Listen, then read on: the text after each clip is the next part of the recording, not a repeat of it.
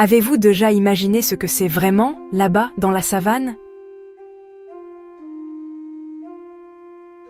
Laissez-moi vous emmener en voyage, en plein cœur des vastes prairies sauvages d'Afrique. Imaginez le soleil se levant peignant l'horizon en or. Alors que la lumière se repend sur les plaines, la savane s'éveille. Je vois un troupeau de zèbres brouter paisiblement leurs rayures se fondant dans les hautes herbes d'orize.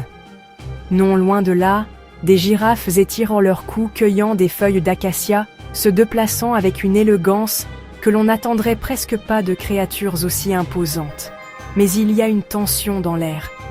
Car là où il y a des brouteurs, les prédateurs ne sont jamais loin derrière. J'aperçois une lionne. Ses yeux rivent sur le troupeau. Elle se tapit, se fondant parfaitement dans le paysage. La chasse est une danse de patience et de précision, et chaque animal ici connaît les règles. Dans un élan soudain, elle sprinte en avant. La chasse est lancée. Les zèbres se dispersent, les sabots tonnent, la poussière tourbillonne. Aujourd'hui, le troupeau s'échappe, mais la lionne essaiera encore.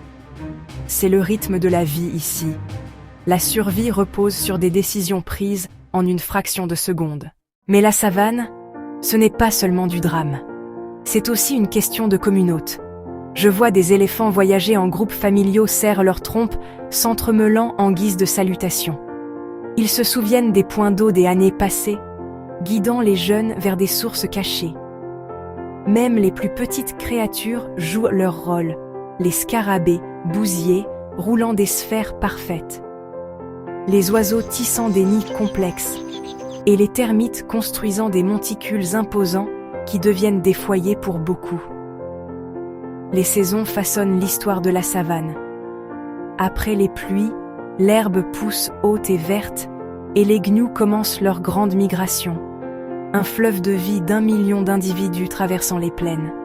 Les prédateurs suivent, et l'air est rempli d'appels de poussière et de sabots martelants. Pendant la saison sèche, l'eau devient précieuse. Les animaux se rassemblent autour des points d'eau qui diminuent parfois côte à côte, prédateurs et proies faisant une trêve, juste pour un instant.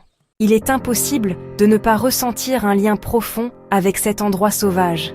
La savane est un monde vivant, respirant, où chaque créature a un rôle à jouer, et chaque lever de soleil apporte un nouveau chapitre.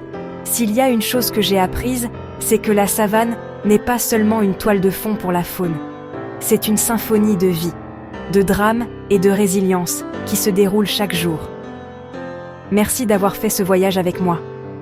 Si vous voulez découvrir d'autres merveilles sauvages, n'oubliez pas de vous abonner. Jusqu'à la prochaine fois, continuez d'explorer.